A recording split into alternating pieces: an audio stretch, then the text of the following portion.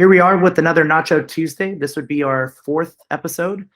We've made it a month without being canceled. That's a tremendous success over here so far. Today we have Michael from Apropo. If I'm saying that correctly, Apropo actually is. It's correct. Apropo. Great. Yeah. So apparently a lot of people get that wrong. I just want to get that across right away so people don't butcher it like I do or anybody else for that matter. It's Apropo.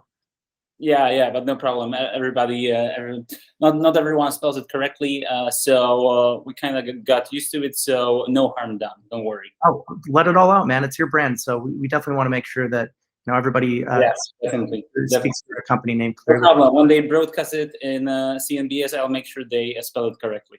Great. I'll be the one holding up the sign with the pronunciation on it. Awesome. Well, thanks for joining us again today. We'd love to learn with a quick elevator pitch what Apropo does, if you can. Sure, no problem. So to put it really short, Apropo is a software as a service tool for automating project estimates in software companies. So specifically what it does is that it first of all helps software companies to standardize their quoting processes. And as a result, estimate their projects or spend eight times less time on estimating their projects and win more of them at the same time. So generally speaking, to put it short, it helps with project estimates to make them more accurate and at the same time faster. And at the same time still to win more projects by turning these estimates into closed deals. So that is what we really do. Great. Everybody wants more closed deals, right? I mean, that's how your company grows. Everybody wants to sell more. Exactly. So given the proposal process today and what it looks like, especially with a lot of them being virtual, a lot of business being done that way today, what does that look like today, and what's wrong with the current proposal process that you see a lot of companies having? How would you go about improving it? Sure. So first of all, it's worth to mention that the proposal process differs based on the industry. So it looks differently in construction industry. It looks different in software industry. It looks different in online marketing. Right. What we're focused on right now is the software development industry because, well, believe it or not, but it's one of the most innovative industries in the world, and at the same time, it still uses very legacy quoting methods. So. To give you some specifics, most of the quotes or most of the quoting is actually done in tools like Excel or Google Spreadsheets. So, so generally tools that have not been designed to serve this purpose. And because of that, companies that do quoting, they have usually mess with the quotes because they are all over the company. No one knows who did which quote and why is it so high or so low and so on, which later on leads to very low accuracy of these quotes during the project, which further on leads to disputes between the clients and the companies. And apart from that, the other problem, well, actually the one that's really hurting a lot of companies right now is that they spend really a lot of time on estimating and quoting projects. And further on, they get no reward for this because even though they spend like even up to 20 hours on a single quote, they don't convert into one project. So that is really these are really the problems that are hurting the software development industry right now with regards to quoting. Great, and I'm sure you've seen a lot of horror stories in the space too. Can you give us maybe an example of a proposal process gone wrong, and without naming any companies, of course? Yeah, for sure. Like. First of all, sometimes you get some complicated RFPs, right? Or not even RFPs. You can get just a random request for estimate or request for quote for some project. And to understand the project good enough in order to make the quote correctly, you have to spend a lot of time, right? Then when you finally understand it, you have to quote, which means you have to sit down, you have to break the entire project into pieces and estimate them, right? And it takes time. And one of the stories of estimates or this proposal process going wrong is that the companies, for example,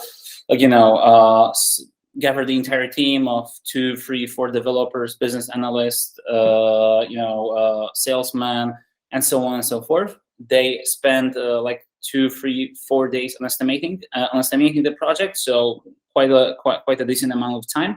And then when the estimate is sent to the client, they get, for example, no response. So they it is safe to say they wasted 4 days because they made an estimate, they made the entire proposal, they sent it to the client, and it doesn't convert. Another story is that that's actually a very good one. They always say time kills deals, right?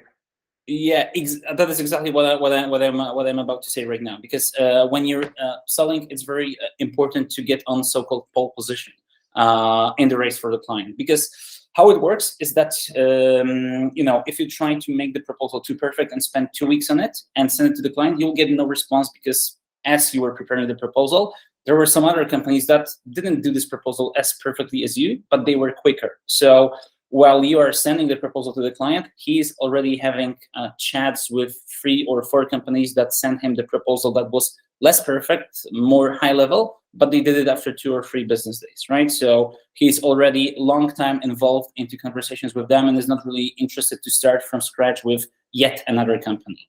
So that is one of the stories that actually I hear very often when doing webinars from quoting for other companies, and that's actually something where they lose a lot of deals. So that's just one of these stories. Yeah, I've definitely been there before myself, hiring a lot of agencies and working with a lot of partners. Sometimes you just got to get stuff done with your organization, and we'll take some of the first proposals that come in, and we'll pick out of that batch and go forward with one of them. Because things got to move forward over here in our company. So Exactly. I've been on the other side of that too, so I definitely know how you feel there.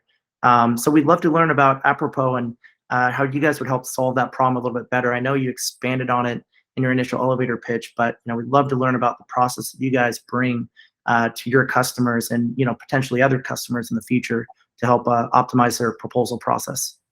Sure. Would you like me to screen share, or should I just describe it? Yeah, we'd love to, actually, if we could see the product and just show us what you got. Sure, no problem.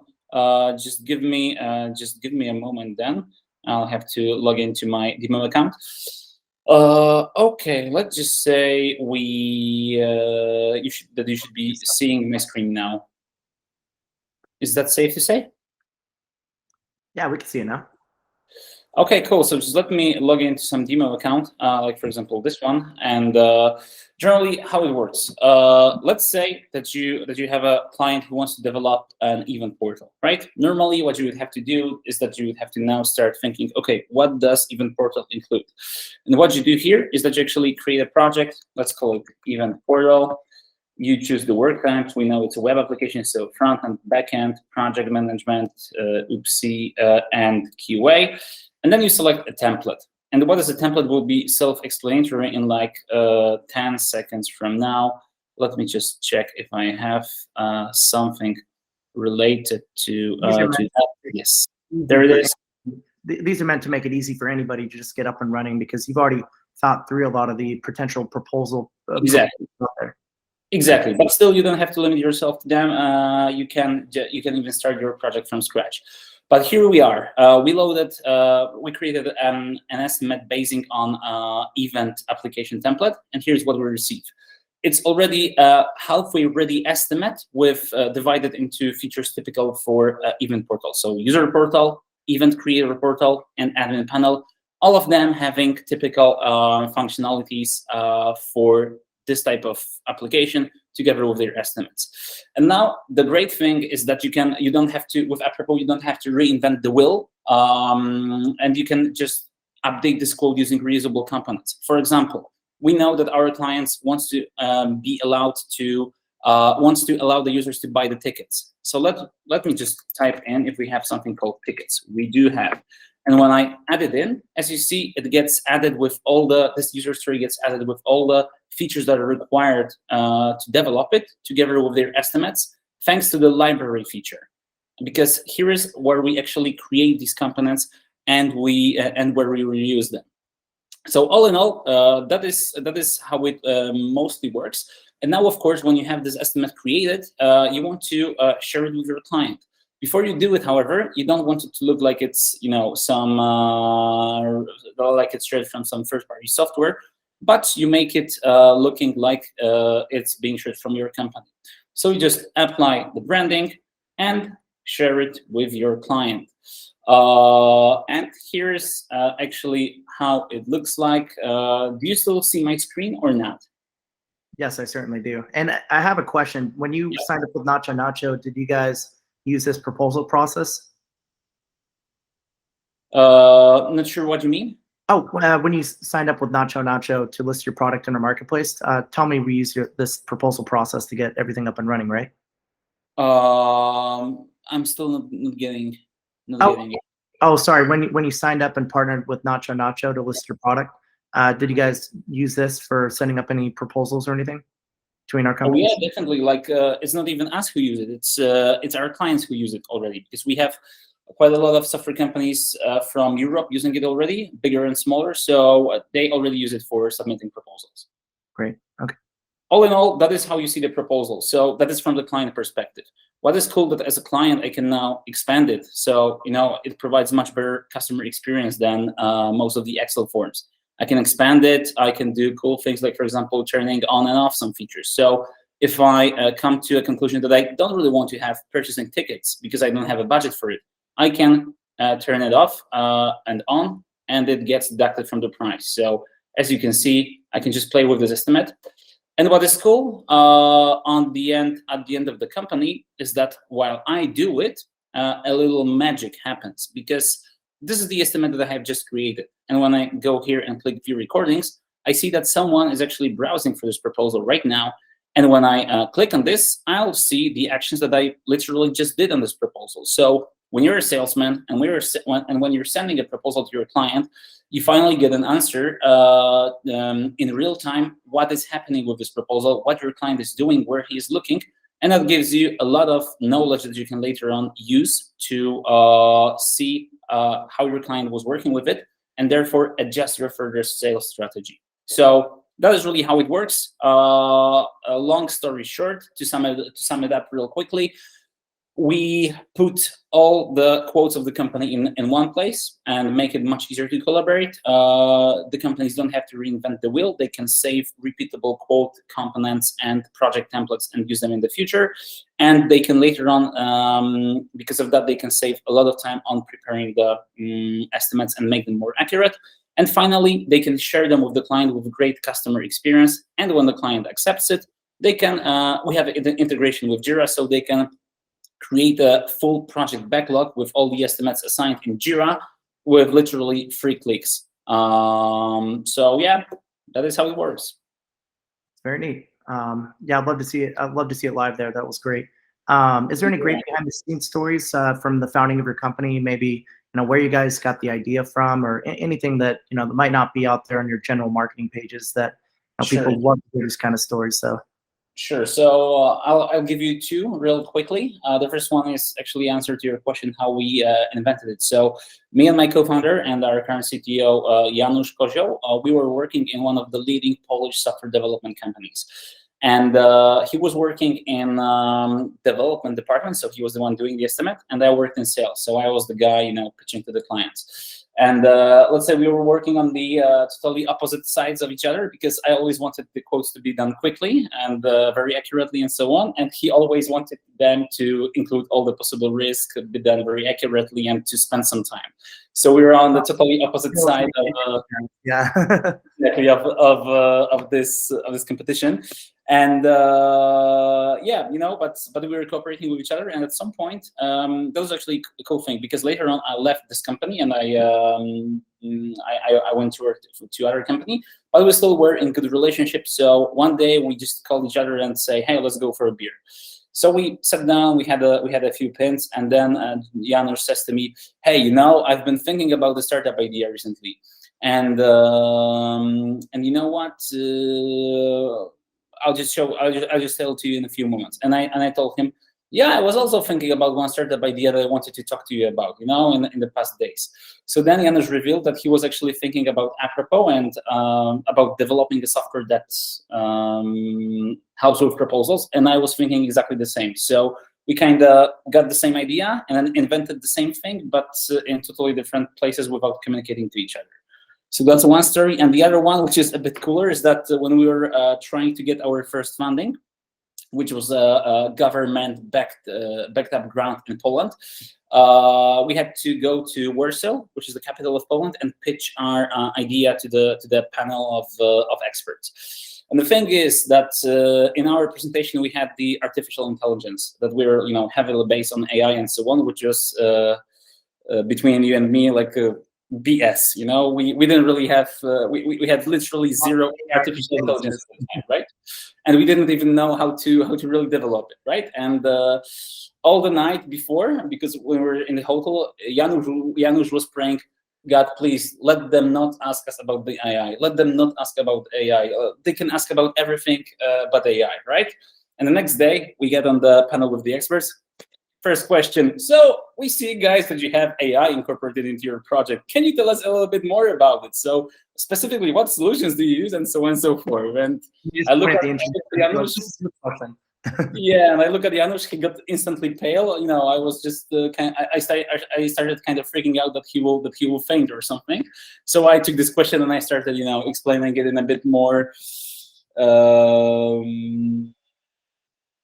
clever way, so that I said a lot of things without actually saying anything. But all in all, it worked, right? So we got this grant, but that was one of the behind the scenes stories. Well, it turned into something great. So it was an investment worthwhile on their part. So sometimes they say you got to fake it till you make it, kind of a thing, right? But you guys. Yeah, I mean, it's not really a correct way to do it, and I don't think it's the right thing back in the days. But right now, I can already tell you that we're incorporating the AI, and we really have some bits of AI already incorporated or being worked on at the moment. But at that time, it was just a dream of ours. So we know we will have AI at some point, but we didn't have it at the time, and we didn't really know much about it at that time. But it worked. I've seen so many companies in the same position. Really, just they know they can do it. It's a matter of when and funding and having the resources to do it, right? So it's a step-by-step process. But that you got to sell the bigger vision, right, before people want to get on board. It's hard to sell something on a napkin, right? So yeah, exactly. Kudos to you guys for raising funds there and continuing forward and building a great company out of this. What would you say for other would-be entrepreneurs that want to maybe follow in your guys' footsteps and launch their own software product someday? What would be some on the ground? Sure. So the first thing that I would repeat to everyone is do not kid yourself. And what I mean by that is that a lot of entrepreneurs have some sort of wishful thinking, and I'm saying it even from my own perspective because I also had it several years ago. You shouldn't be bending reality to reflect what you wish to believe, right? You should just be real, And what I mean by that is that my very first startup venture, 8 years ago or something, it failed because it was a typical wishful thinking. So we developed something that had solved absolutely zero problems, and we wanted the reality to be in a position where we can use it, but it actually wasn't, right? And we spent 1.5 years trying to build it and building it and trying to sell it, and still kidding ourselves that yes, it solves problems, even though the market and everything was telling us no. So I would say, do not kid yourself. When you have an idea, first use Google to check if that is something that maybe already exists in some form, and if not, then really do a proof of concept with smallest investment possible, just to verify whether it will make sense to invest further into it. So that is one of the most important advices that I would give to early stage entrepreneurs. That's great. I've been there before myself too, especially in the early days. You're so excited to kind of get out there with your idea, and everyone wants to be the next Steve Jobs, right? So of course everyone will always be thinking okay, this is the next big thing. Yeah, and you're always saying, oh, they just don't get it, It's exactly. They shouldn't get it, If they don't get it, it means it's designed incorrectly. Yeah, it's either a product problem or you're messaging or positioning it the wrong way, right?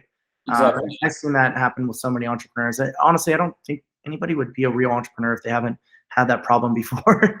Yeah, Learn from it the hard way.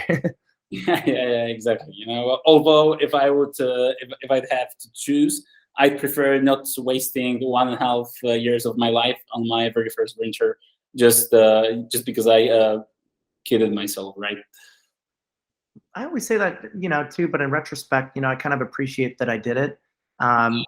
Those failures teach you a lot too, right? And there's one thing to read a book, which will be one of my next questions too. But there's one thing to read a book and hear what other people have to say about ideas and what it means Yes. to be successful or build great products. There's another to do it actually, and actually go through some of those failures yourself, so you really get it. And when you really Implement them in life.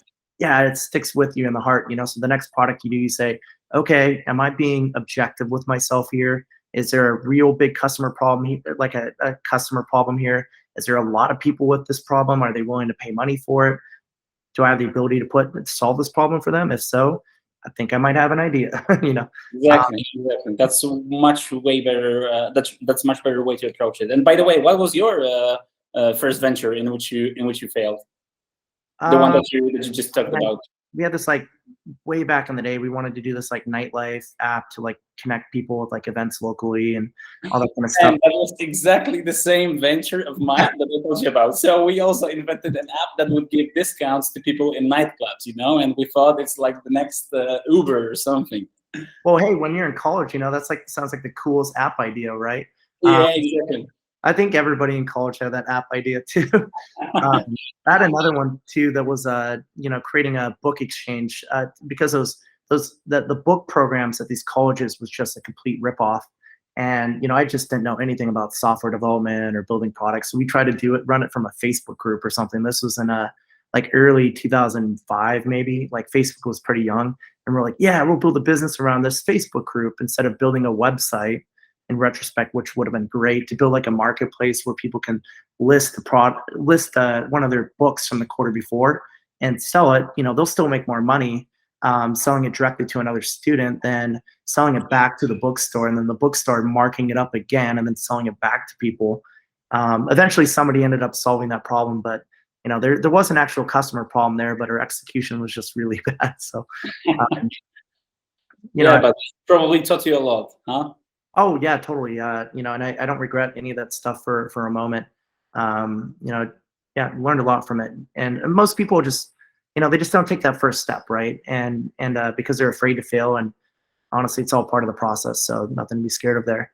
With that, I'd love to, talking about books, I guess.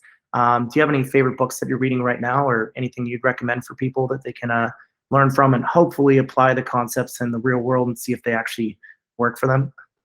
Yeah, I definitely have my favorite book, and it's my favorite book of all time, and it's called and it's Master and Margarita by Mikhail Bulhakov. So it has nothing to do with business book. It's not a sort of or another kind of entrepreneurial or coaching book, but it opens eyes to a lot of different points of view, which I believe, and because of that, I believe it may help you with your creativity or just looking at things from a different angle. Which, when you're in the box of creating a startup or a company, is super important to sometimes look at it from a little bit of distance. So, as I say, it has literally nothing to do with entrepreneurship or self-development, but it's a beautiful book, and I recommend it to not really every entrepreneur, but to every human being, because it will probably have a very good impact on your life.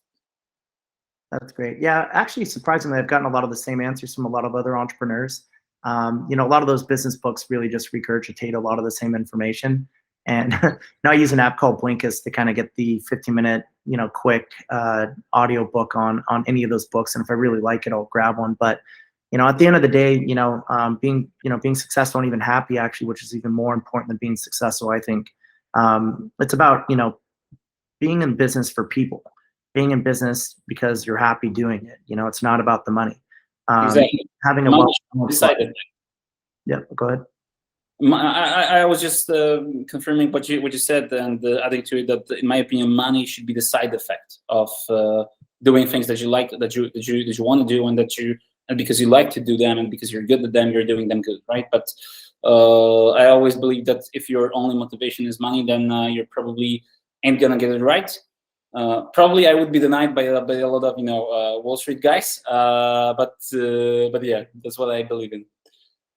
Yeah, I'm in New York. I'm surrounded by them here, but I'm an entrepreneur through and through. So never thought about doing the Wall Street thing, but yeah, I totally agree. I mean, I'm big into stoic thinking and things like that. So the more you can understand and become a better person and a better leader, I think you can apply those soft skills and find success in the business world.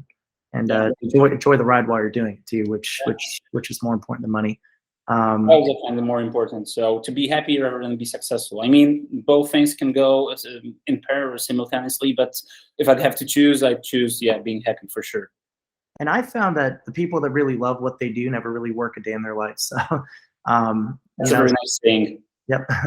But yeah, understanding it from that perspective from books like this kind of help get you there, right? And then everything I think becomes easy after that, success and all that other stuff that people think they want, but they'll appreciate if they get it with the right terms. Exactly.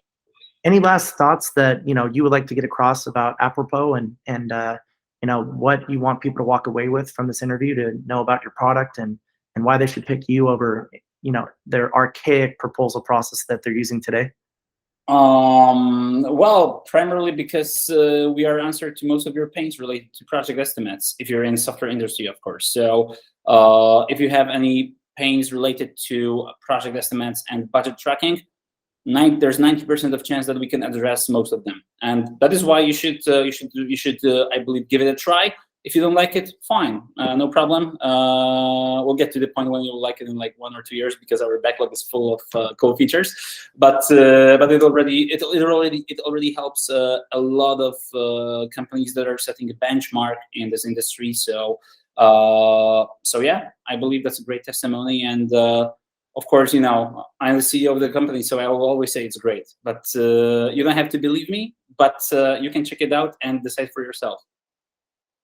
Awesome, that's great. Yeah, no, we really appreciate your time today, and we appreciate having you guys on the NachoNacho platform as well too. A place where people can manage, discover, and save on great SaaS tools like Apropo.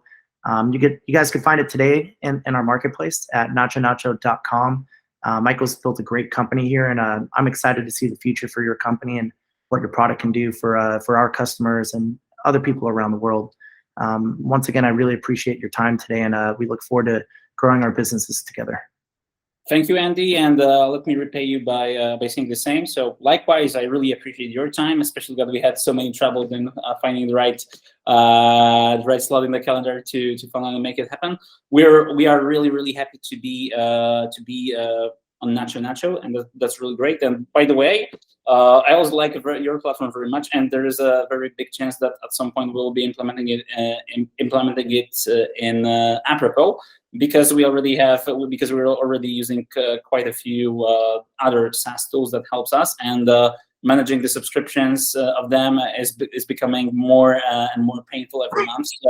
So I definitely see a potential here, and yeah, probably you will soon have in the matter of the next few months have a user in our company. So not only happy to be part of, not only happy to be posted on NachoNacho, but also happy that I encountered you guys, because that will probably also save some problems of my daily operations. So win-win. Yep, exactly. And yeah, we think that's great. I mean, to see your company growing, right? And that's when the problem really rears its head. So that's usually a good sign when we see people that realize that they have this problem. So it sounds like things are on the up and up over there at Apropo. And as that problem continues to grow, we love to help you guys with that spend management issue. But yeah, once again, everyone, Apropo, this is the CEO today, Michael.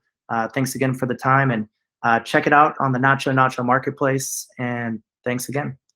Thanks again, Andy. Have a great life, everyone, and I wish you all the best. Thank you very much.